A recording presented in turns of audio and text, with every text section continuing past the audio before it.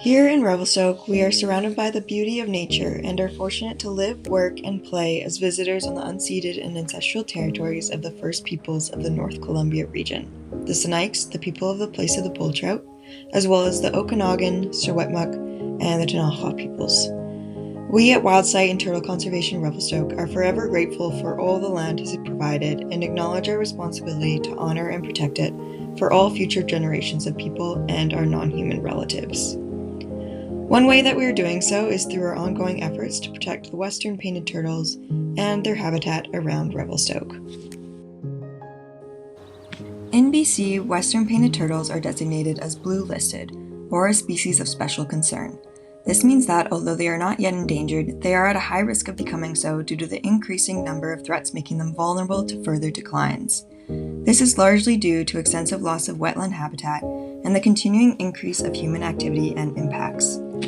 Turtle Conservation Revelstoke was formed in response to these threats faced by western painted turtles in our area and are working to develop and implement comprehensive strategies to protect them and their habitat. Well, Turtle Conservation Revelstoke came about, initially back in the spring of 2023 when Wildsight Revelstoke had a community event for the toads and the turtles of this area.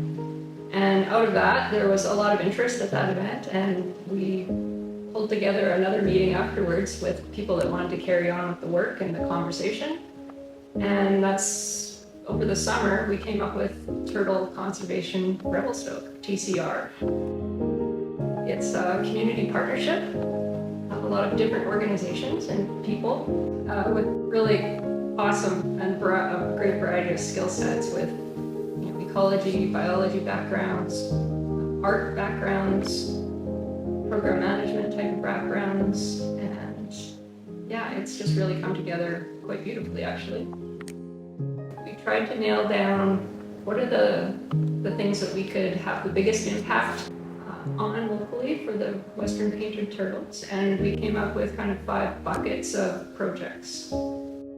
We started our focus with trying to reduce road mortality, on improving the turtle nesting habitat. We also looked at trying to reduce predation of the turtle nest, enhance the basking habitat, and the 5th one is outreach and education.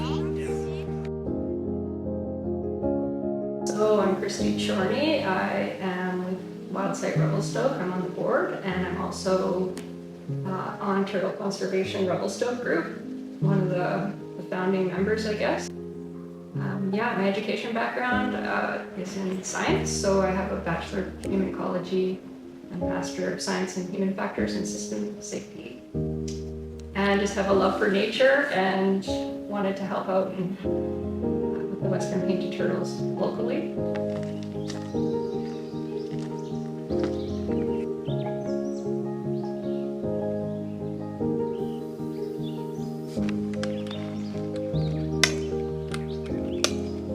There's maybe a turtle that comes here. He's there, searching around, and then there. My name's John Harding. I'm a local Revelstoke community member here, living next to the Airport Marsh, and I got involved in turtles largely because we started to see them on our property and down our driveway, and I've always kind of enjoyed turtles. My background's in veterinary medicine, so turtles and reproductive biology and veterinary medicine are kind of close to my heart. So it's been really a combination of interest for me as well as just the opportunity is here, really in my backyard, that I can help out. Well, female turtles demonstrate a degree of nest fidelity. So what that means is they want to return to the same nest year after year. Problem being, if that nest is not suitable for nesting, then they will start to search for other areas to nest. And that's why we believe turtles are crossing the road. So some of the things we've done, most importantly, vegetation removal. That was done many years ago, but there was a period of probably a decade and a half where that was no longer done. So we started doing that again a couple of years ago. And the reason that's important is that turtles need sandy, silty soil to lay their eggs. They need to be able to dig, and if there are too many roots, they can't dig effectively. But importantly, the roots of vegetation will grow in and around eggs and sometimes through the eggs, and they'll encompass hatchlings as well. We call that impaling. So they will, in fact, the roots will in fact kill hatchlings and kill eggs. So we want to make sure that the nesting area is as free of vegetation as possible. So we have annual vegetation removal events. So enhancing nest sites is one way of keeping turtles from crossing the road, but other ways are important as well. So we put up silt fences along some of our nest sites. That acts as a physical barrier to keep them onto the nest site, and that's worked to some degree, although they will circumvent and go around the nest, the silt fence at the top and the bottom. But certainly that has been a big help. We put up signage to warn drivers that we do have some turtle crossing areas, but we need to do more work in addition to that. We monitor our nest sites really to count the number of turtles. Turtles come up in the evening on warm days, but we want to have a count of how many turtles and what their activity is on some of our nest sites. So we recruit community volunteers to help us with that.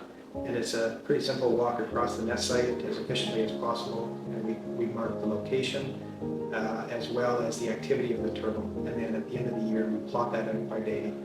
And we then, from that, gather insight on how many turtles we have visiting the nest site year over year, what day of the month they're coming, so the duration and the timing of nest season, as well as kind of what their activities are. We also have trail cams up in some of our nesting sites, and we use the trail cam images to delve into a bit of a deeper degree to look at duration of nesting as well as rates of predation by ravens. At some of our nest sites, we also use our trail cams to mark the locations or record the locations of nests. We do that by looking at the behavior of the turtles and how long they're actually sitting in that area at the same site. And we use that information to then identify visually the nest on the ground, and we can then protect it with a nest box. And with that, we then have a permanent protection against raven and other predation.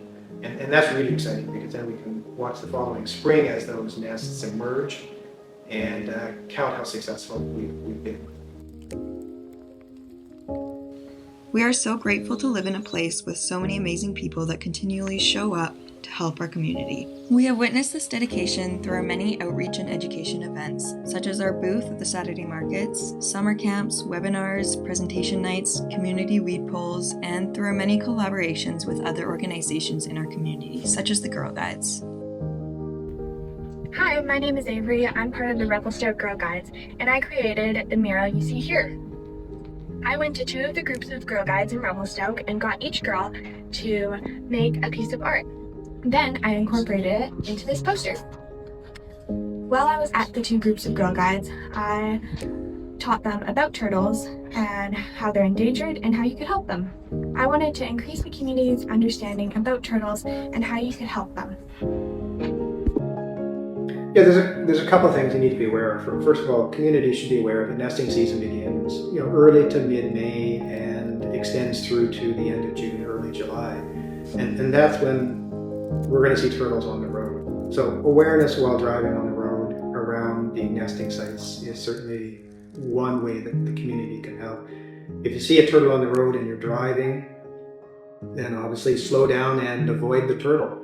But more importantly, if you think it's safe to get out and help the turtle across the road, then that's really favorable as well. You tend to want to determine which way the turtle is crossing, if it's trying to travel upland or try to get back to the marsh, and you help it across in the same direction. The last thing you want to do is take the turtle back to the direction it came, because it will likely turn around and try to cross the road again. So how do you get the turtle off the road? Stand behind it, and hopefully, from a safe distance, it will see you and be encouraged to walk quickly across the road in the right direction. If worse comes to worse and that turtle is at imminent danger of being struck by a car, or if it's a very, very busy road, you can pick the turtle up and carry it across the road. That's not the best option, but we only do that when the turtle is really at imminent danger. When you do pick a turtle up, if she has not laid her eggs, she will likely dump her water. And water is what she carries up from the marsh to be used when nesting. And she'll probably have to return to the marsh again to refill water before she lays her eggs. There's a number of things people can do. They can volunteer for turtle conservation Revelstoke in a number of ways. They can help with the habitat enhancement, the weeding, the silt fence installation. There's a lot of labor that we do that we really appreciate the help with.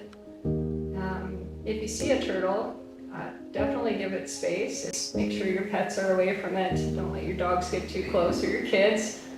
Just let it be and let it, enjoy its natural beauty and its surroundings. And the things people can do is, just read up. We have some information on TCR on the Wild Site webpage. You can read all about us. If you want to join our group, the TCR group that meets monthly, we're open to that too. If you have some extra funds, we're a volunteer-based organization, so we could definitely use and appreciate any funding that you'd like to donate to us for our efforts. Do you want to say anything about the turtles? Okay, thank you.